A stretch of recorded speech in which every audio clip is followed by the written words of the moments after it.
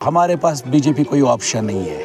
हमने पहले pre poll alliance किया है, कांग्रेस, कम्युनिस्ट पार्टी और नेशनल कॉन्फ्रेंस, और ये मुझे नहीं लगता है कि जो आज हमने पोलिंग डे देखा है कि ऐसी कोई नौबत आ सकती है कि हमारी सरकार नहीं बनेगी। इंशाल्लाह रहमान। आई नौबत सर, उस वक्त क्या करोगे आप? नहीं, बीजेपी के साथ कोई ऑप्शन नहीं है। बीजेपी के साथ कोई ऑप्शन नहीं है। जो भी ऑप्शन है बस अपने जो है लाइक माइंडेड जो पार्टीज हैं उनके साथ ऑप्शन है। बाकी हमने ग्राउंड में बीजेपी के ख़िलाफ़ कैंपेनिंग की है, बीजेपी के पॉलिसियों के ख़िलाफ़ कैंपेनिंग की है, और इंशाल्लाह रहमान हम उनके ख़िलाफ़ आगे भी ऐसी यानी कैंपेनिंग करते रहेंगे।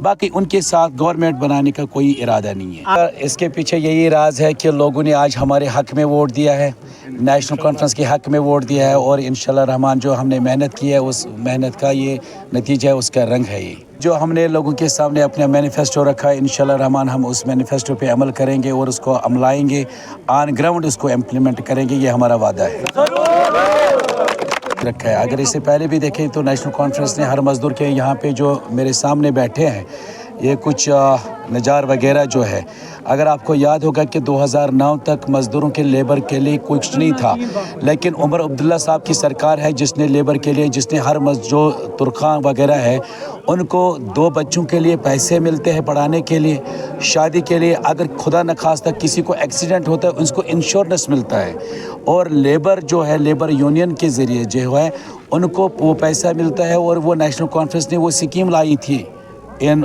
मज़दूरों के लिए, नेशनल कॉन्फ्रेंस, और उसके बाद किसी ने मज़दूरों की तरफ देखा भी नहीं है।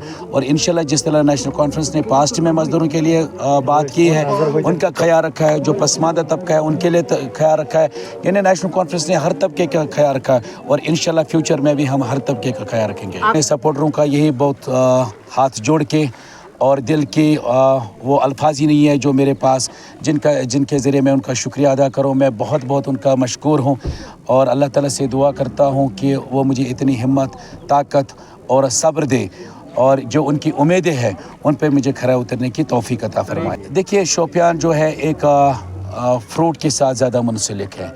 जो शोपियान के लोग हैं वो ज़्यादा चाहते हैं कि हमारा जो फ्रूट का मसला है, जो फ्रूट के रिलेटेड इश्यूज़ है, उन इश्यूज़ को हमें एड्रेस करना है, और इंशाल्लाह रहमान नेशनल कॉन्फ्रेंस सरकार में आएगी।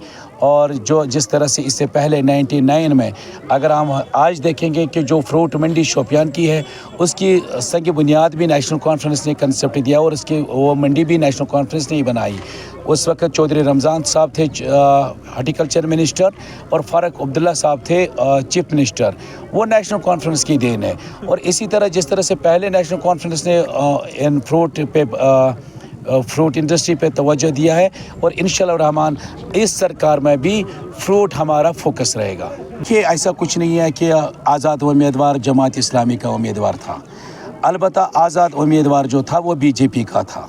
आप कैमरा के सामने सर कह रहे हैं बिल्कुल बिल्कुल वो बीजेपी के थे, वो कोई आज़ाद उम्मीदवार नहीं था।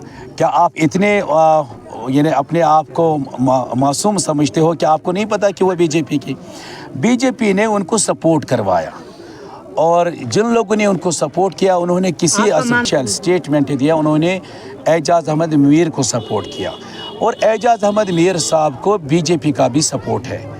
अगर बीजेपी का उसका सपोर्ट है और जमात इस्लामी का भी सपोर्ट है, तो आप मुझे समझाइए कि वो बीजेपी का कैंडिडेट है या किसी और पार्टी का।